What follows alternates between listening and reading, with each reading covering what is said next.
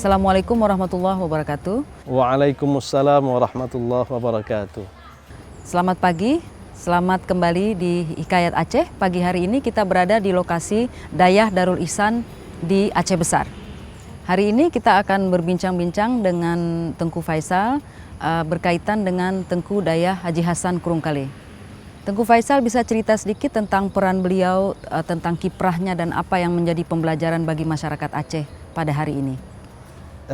Berbicara tentang Abu Kurungkale tentu berbicara sejarah yang panjang yang tidak mungkin kita ulas dalam waktu yang singkat.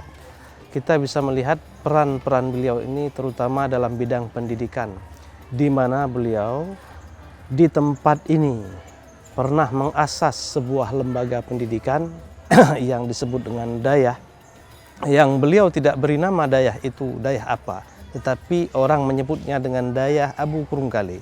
Orang-orang seluruh Aceh datang kemari belajar pada beliau, dan mereka inilah yang kemudian pulang ke daerahnya masing-masing membuka Dayah dan mengajarkan kepada generasi-generasi berikutnya sampai hari ini.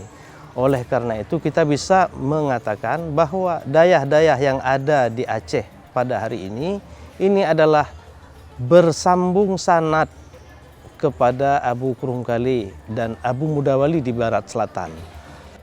Abu Kurungkale sepulang beliau dari Mekah Al-Mukarramah, beliau menuntut ilmu pada ulama-ulama di Makkah.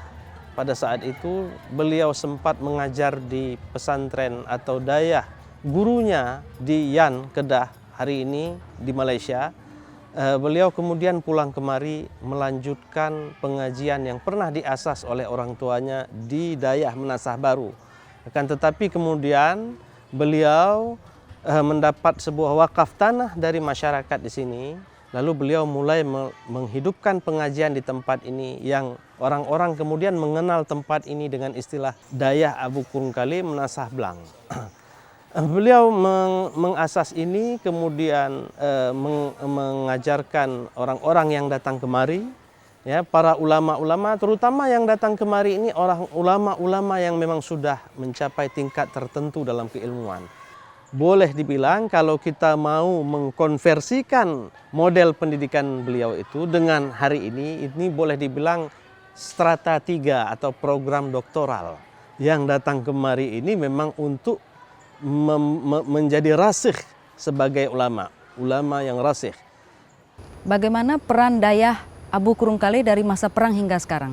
Dayah ini terus berkembang sampai ke pergolakan dengan Belanda dan Jepang sehingga terhenti kegiatan di sini. Murid-murid beliau hampir semuanya ini menjadi mujahidin fi sabilillah, terjun ke dalam medan perang untuk berperang dengan. Namun beliau tidak pernah berhenti mengajar.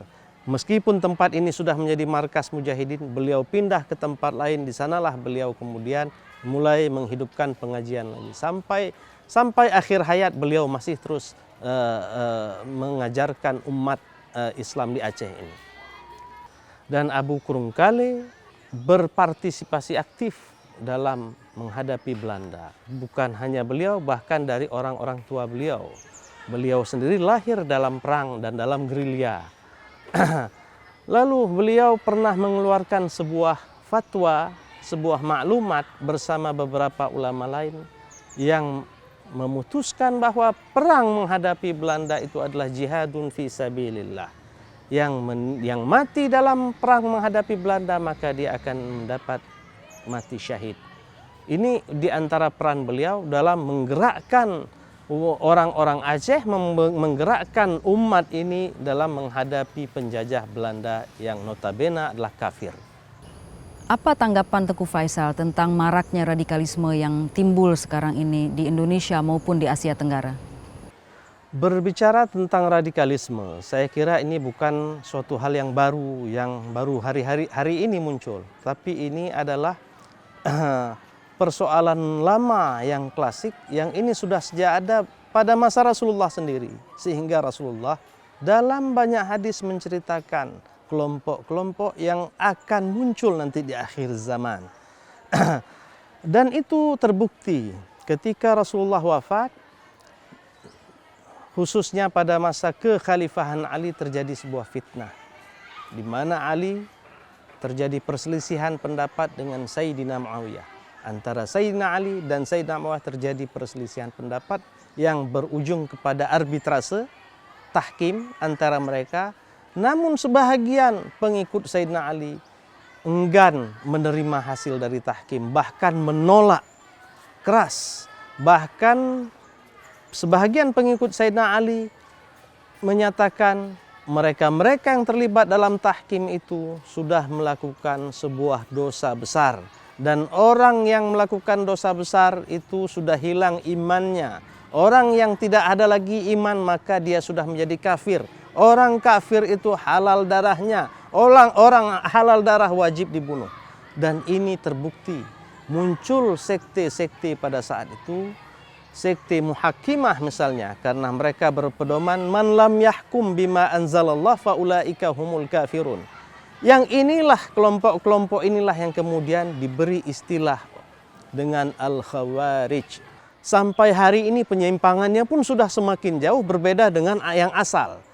Hari ini kita bisa melihat di mana-mana ideologi itu sudah dihidupkan kembali. Kita tadi di awal berbicara tentang sanad yang bersambung ke Rasulullah.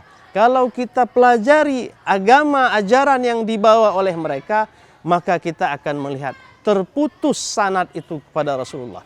Tidak bersambung sanad itu kepada Rasulullah. Adapun agama, pemahaman, ajaran yang kita ajarkan kepada murid-murid, ini yang bersambung sanad kepada Rasulullah. Sebagaimana saya katakan, yang namanya penyimpangan semakin jauh akan semakin jauh penyimpangan itu. Semakin jauh masanya akan semakin jauhnya. Dan ini akan terus bergulir. Lalu bagaimana peran kita, peran dayah-dayah mengantisipasi hal itu? Kita tetap mengajarkan kepada murid-murid, kepada anak-anak kita, kepada generasi berikutnya, ajaran agama yang benar, yang kita peroleh dari sumber-sumber yang jelas, dari ulama-ulama yang mu'tabar. Yang ulama-ulama tersebut juga mengambil ajaran dari ulama-ulama generasi sebelumnya. Dan ini terus bersambung kepada Rasulullah. Dan kita bisa melihat dayah-dayah di Aceh tidak pernah melahirkan yang namanya terorisme.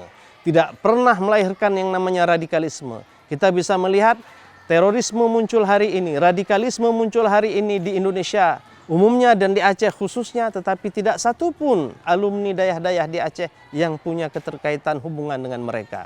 Saya kira ini menjadi penting bagi kita untuk memahami bahwa dayah-dayah di Aceh sesungguhnya membawa dan mengajarkan ajaran yang benar daripada Islam ini. Islam tidak pernah mengajarkan yang namanya kerusakan.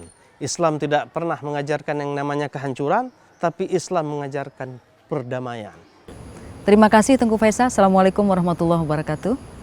Waalaikumsalam warahmatullahi wabarakatuh.